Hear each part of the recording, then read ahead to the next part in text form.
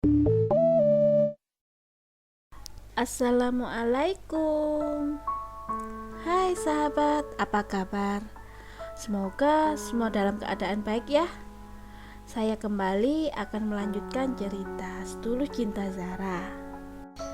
Tapi sebelumnya tekan tombol subscribe dulu ya. Yang belum subscribe dan nyalakan loncengnya agar tidak ketinggalan kelanjutan cerita ini. Oke, kita lanjutkan saja bab 44 dengan judul Lahirnya Anak Fatan.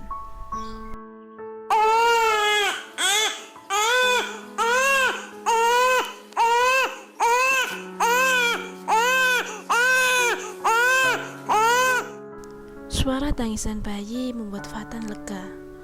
Lihat, kamu berhasil sayang. Kamu sekarang menjadi mama. Buka matamu Zara. Kamu tidak mau melihat bagaimana anak kita, kata Fatan tanpa terasa air mata menetes di pipinya. Bayinya laki-laki dan tidak ada cacat.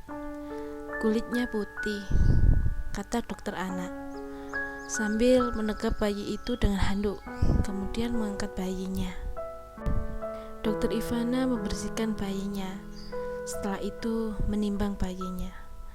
Beratnya 2,2 kilo, kata dokter Ivana, dan panjangnya 45 cm. Saya akan merawat bayinya dan memasukkan di inkubator sampai kondisi bayinya stabil, kata dokter anak itu. Kenapa harus masuk inkubator, dok? Tanya Fatan bingung, karena melihat anaknya lahir sehat dan tidak terlihat sakit. Beratnya kurang dari berat normal pak, jadi harus dimasukkan inkubator. Dan bayi ini lahir secara prematur. Dan biar suhu badannya tetap hangat, kami akan memantau perkembangannya pak, jelas dokter anak. Nanti kalau sudah lebih baik, kami akan membawa putra Anda ke ruangan istri Anda, kata dokter Ivana. Fatan mengangguk mengerti. Lakukan apa yang terbaik untuk anak saya, dok, pinta Fatan. Tentu pak, saya akan melakukan yang terbaik untuk putra Anda, kata dokter Ivana.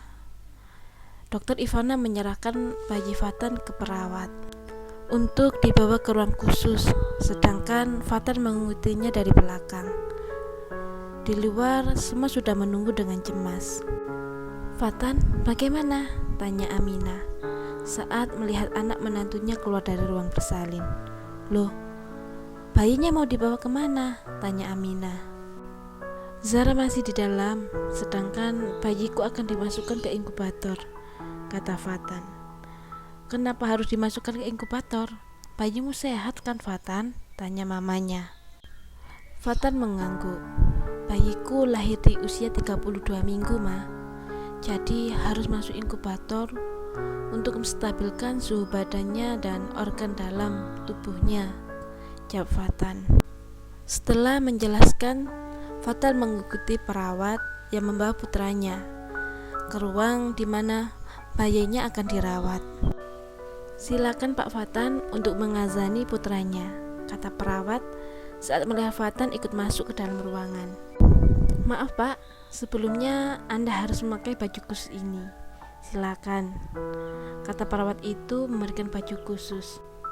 Fatan duduk di kursi di depan inkubator, di mana putranya ditidurkan. Setelah mengazani, Fatan kembali ke ruangan di mana Zara dirawat. Fatan masuk kembali ke ruang pemulihan dan melihat Zara masih belum membuka matanya. Dokter Ivana, panggil Fatan. Apa istri saya baik-baik saja, dok?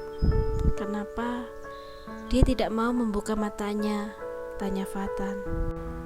Efek obat anestesinya pak belum habis, 10 menit lagi akan sadar, karena mengingat keadaan ibu Zara yang lemas dan jelas dokter Ivana. Fatan memperhatikan Zara yang masih menutup matanya. Tiba-tiba ia dikejutkan dengan tubuh Zara yang mendadak kejang. Dokter, kenapa dengan istri saya?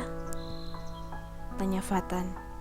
Dokter Ivana segera mengambil langkah cepat dengan memeriksa denyut nadi Zara. Denyut nadi Zara semakin melemah. Pasang alat bantu pernafasan, pinta dokter Ivana. Dengan cekatan, perawat memasang alat bantu pernafasan. Bapak, keluar dulu, biar kami menangani istri Anda, kata dokter Ivana. Apa istri saya baik-baik saja, dok? Kenapa harus dipasang dengan alat bantu pernafasan, dok? Tanya Fatan panik. Selamatkan istri saya, pinta Fatan. Kami akan berusaha, Pak, kata dokter Ivana. Fatan mengangguk dan keluar. Ia tidak mau mengganggu dokter Ivana untuk menangani Zara. Sebelum keluar, ia mencium kening Zara. Abang menunggu Zara untuk melihat anak kita, bisik Fatan. Aminah segera mendekati menantunya. Fatan, panggil Aminah. Mama, kata Fatan diri, sambil memeluk mama mertuanya. Aminah yang melihat anak menantunya seperti ini merasa khawatir dengan keadaan anaknya. Zara akan baik-baik saja kan, Ma? Tanya Fatan pada Aminah. Fatan tidak mau kehilangan Zara, Ma. Fatan masih belum siap, kata Fatan di tengah tangisannya. Aminah yang tidak tahu apa yang terjadi berusaha menguatkan anak menantunya. Zara akan baik-baik saja, anak mama kuat kok, kata Aminah.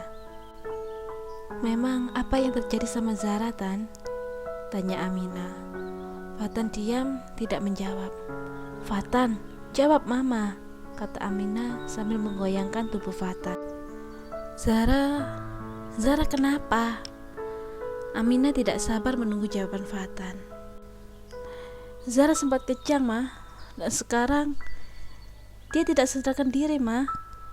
Fatan takut, Mama, kata Fatan sambil menangis. Astagfirullah, Zara, gumam Aminah.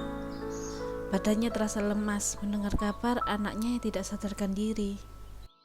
Tapi Aminah tidak boleh terlihat rapuh. Ia tidak mau memperlihatkan kerapuhannya pada anak menantunya. Fatan merosot dan terduduk di lantai. Zara tidak sadarkan diri, Ma, kata Fatan. Dia pasti akan pulih, Nak. Zara wanita kuat. Kamu harus percaya, kata Aminah mencoba menenangkan anak menantunya. Aminah mengajak Fatan duduk di kursi tunggu. Papa, panggil Lana. Fatan segera menghapus air matanya agar Lana tidak melihatnya. Sayang, kata Fatan sambil memangku Lana. Mama pasti kuat, Pak. Mama adalah mama yang hebat, kata Lana. Meski Lana tidak tahu apa yang terjadi pada mamanya. Mama menceritakan semuanya, Tan. Mama takut nanti Lana akan banyak tanya, kata Maryam, mama Fatan. Fatan mengangguk lemah. Papa, adik Lana seperti Lana apa seperti Papa? Tanya Lana. Adik Lana seperti Papa, sayang, jawab Aminah. Ganteng dong, kata Lana mencoba mengajak papanya bercanda. Pasti dong, sayang, jawab Fatan. Lana yang melihat ada bekas air mata di pipi Fatan segera memeluk papanya. Papa, Mama pasti sembuh. Mama Zara kuat kok. Mama Zara pasti akan marah melihat Papa nangis, kata Lana sambil mengusap air mata papanya. Fatan mengangguk. Ia tidak menyangka anaknya kini sudah tumbuh besar. Anak yang dulu ia gendong sangat kecil kini tumbuh menjadi anak yang pintar. Iya sayang, terima kasih ya, kata Fatan sambil memeluk Lana. Dokter Ivana keluar dari ruangan di mana Zara berada. Pak Fatan, panggil dokter Ivana. Bagaimana, Dok? Tanya Fatan. Bisa ikut saya sebentar? Ada yang perlu saya bicarakan, kata dokter Ivana.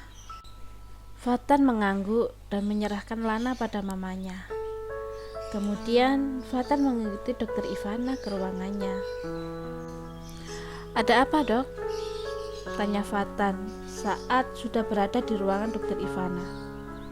Kami sudah melakukan semua, tapi tidak mau berhenti. Hanya ada satu jalan terakhir, kata dokter Ivana. Apa itu, Dok? Tanya Fatan. Terima kasih sahabat semua sudah setia menunggu kelanjutan cerita ini. Tetap jaga kesehatan ya, dan tetap patuhi protokol kesehatan. Semoga semua ini segera berlalu. Terima kasih. Wassalamualaikum warahmatullahi wabarakatuh.